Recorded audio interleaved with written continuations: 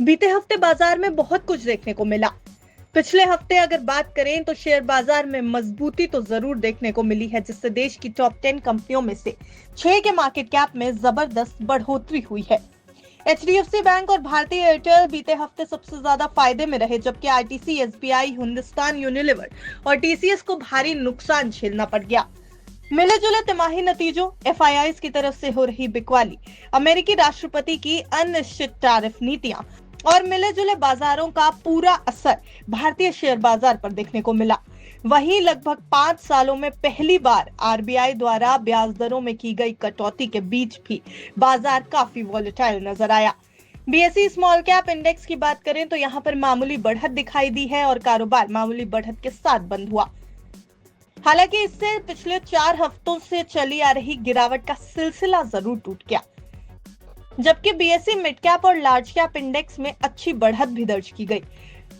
लेकिन फिर वही बात, निवेशकों के मन में है एक ही सवाल कि क्या बाजार अगले हफ्ते भी स्लो एंड स्टेडी ग्रोथ दिखाएगा? क्या बाजार में तेजी आती नजर आएगी या शेयर मार्केट एक बार फिर से झटका देने के मूड में है? तो आने वाले हफ्ते में क्या कुछ होने वाला है, उस पर एक नजर डालने से पहले एक नजर बीते हफ्ते के कुछ इंपॉर्टेंट आंकड़ों पर डालते हैं। निफ्टी बीते हफ्ते चढ़कर बंद हुआ है। उसने 0.33% की तेजी दिखाई और 23,559 के लेवल पर कारोबारी हफ्ते को बंद किया। बैंक निफ्टी की अगर बात करें तो इसने 50,158 पर बीते हफ्ते अपनी क्लोजिंग दी, 1.32% की बढ़त दिखाई है। अगर थोड़ा सेक्टर स्पेसिफिक जाने की कोशिश करें तो फार्मा सेक्टर में अच्छी बढ़त देखने को मिली है। हालांकि एफएमसीजी बुरी तरह टूटता नजर आया। एफएमसीजी में लगभग 6% के आसपास की गिरावट, वहीं फार्मा में 4.25% की तेजी देखने को मिली। मेटल की अगर बात करें तो यहाँ भी 4.25% की तेजी देखने को मिली है। आईटी में 2.25% की बढ़त, प्राइवेट बैंक्स में 2% और फाइनेंशियल सर्विसेज में भी 2% की बढ़त देखने को मिली। ऑटो और मीडिया में भी हल्की बढ़ोतरी देखने को मिली, लेकिन पीएसयू बैंक्स में गिरावट दर्ज की गई। एनर्जी 1% के ज्यादा टूटता नजर आया। वहीं सीपीएसई सेक्टर 2.10% से गिरता नजर आया। रियलिटी में भी लगभग 4% के आसपास की गिरावट दर्ज की गई। अगर बीते हफ्ते के गेनर्स और लूजर्स पर भी एक नजर डालें तो इंडसइंड बैंक ने बीते हफ्ते अच्छी परफॉर्मेंस दी है, 7% के आसपास ये स्टॉक चढ़ता नजर आया। वहीं लूजर्स की बात की जाए तो ट्रेंटिस में टॉप लूजर में कायम रहा, 12.25% की गिरावट इस स्टॉक ने बीते हफ्ते दर्ज की है। फाइनेंशियल ईयर की तीसरी तिमाही के रिजल्ट सीजन का आखिरी दौर चल रहा है। अब तक कई सारी कंपनियों ने अपने नतीजे घोषित भी कर दिए हैं।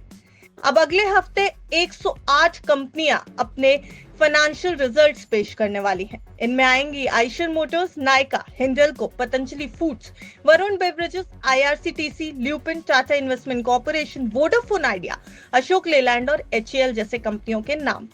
इन कंपनियों के नतीजे बाजार की दिशा तय करने में अहम भूमिका निभा सकते हैं। वैसे शेयर मार्केट हालिया करेक्शन के बाद ऊपर उठने की कोशिश कर रहा है, लेकिन बजट के बाद से यही देखा गया कि जब जब बाजार ने ऊपर उठने की कोशिश की तब तब बाजार नीचे गिरा है। तो अगले हफ्ते क्या होने वाला है ये भी देखना बेहद जरूरी है और इसको समझने के लिए चलिए देखते हैं कि एक्सपर्ट्स क्या कह रहे हैं। देखिए, जानकारों की माने तो अगले हफ्ते यानी 10 फरवरी को जब बाजार खुलेगा तो एक बड़े गैप अप या गैप डाउन के साथ खुल सकता है। दिल्ली से जुड़ी कंपनियां और सरकारी शेयर फोकस में रहेंगे, क्योंकि दिल्ली चुनाव के नतीजे आए हैं। भारतीय जनता पार्टी की 27 साल बाद दिल्ली में बतौर सरकार वापसी हुई है। अगले हफ्ते जनवरी सीपीआई के महंगाई आंकड़े और दिसंबर आईआईपी के आंकड़े आने हैं। बाजार अपनी मौजूदा रेंज से बाहर निकलने की कोशिश जरूर करेगा। हालांकि ग्लोबल बाजारों पर ट्रंप की नीतियों का असर पड़ता नजर आएगा। वहीं एफआईआईज अभी भी बाजार के लिए बड़ा सिरदर्द बने हुए हैं। एफआईआईज लगातार बाजार में बिकवाली कर रहे हैं और मार्केट को नीचे लाने में अपना योगदान भी दे रहे हैं। शेयर बाजार के आंकड़ों के मुताबिक एफआईआईज ने भारतीय इक्विटी बाजार में अपनी बिकवाली अभी भी जारी रखी है। इस महीने 7 फरवरी तक कैश सेगमेंट में 9,090 करोड़ रुपए की शुद्ध बिकवाली देखी गई। कैलेंडर वर्ष 2025 की बात करें तो अब तक एफआईआईज ने भारतीय इक्विटी मार्केट से 90,993 करोड़ रुपए की भारी भरकम बिकवाली की है। भारी बिकवाली का कारण डॉलर इंडेक्स की मजबूती और अमेरिकी बॉन्ड यील्ड में बढ़ोतरी हो सकती है, जिसने एफआईआईज को भारत जैसे उभरते बाजारों से फंड निकालने के लिए उकसा दिया है। शेयर मार्केट में अब तक पुल बैक की कोशिश नाकाम हुई है और निफ्टी के लिए 23,800 का लेवल एक बड़ा रेजिस्टेंस लेवल बनकर सामने आया है। जानकारों की माने तो अगर निफ्टी को ऊपर की ओर मूव करना है तो उसे 23,800 का बड़ा रेजिस्टेंस तोड़ना होगा। अगले हफ्ते शेयर बाजार में हलचल तेज रहने वाली है। लगभग 8 नए आईपीओ निवेशकों के लिए ओपन होने वाले हैं। 10 फरवरी से शुरू हो रहे इस हफ्ते में 6 आईपीओ एसएमई सेगमेंट के, जबकि 2 आईपीओ मेन बोर्ड सेगमेंट के होंगे।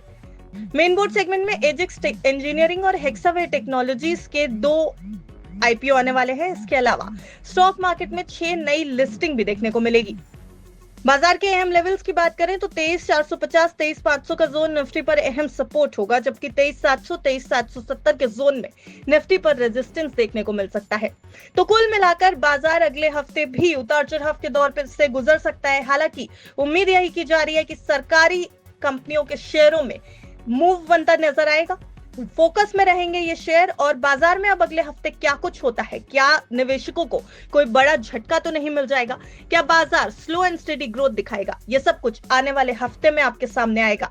हमने ये रिपोर्ट सिर्फ आपकी जानकारी के लिए तैयार की है। अगर आपको बाजार में कहीं भी निवेश करना है तो अपने फाइनेंशियल एडवाइजर की राय के बिना ऐसा ना करें। बिस्तक की आपको यही सलाह है कि बाजार में दांव लगाने से पहले अपने वित्तीय सलाहकार की राय ले लें। Bureau report, बिस्तक।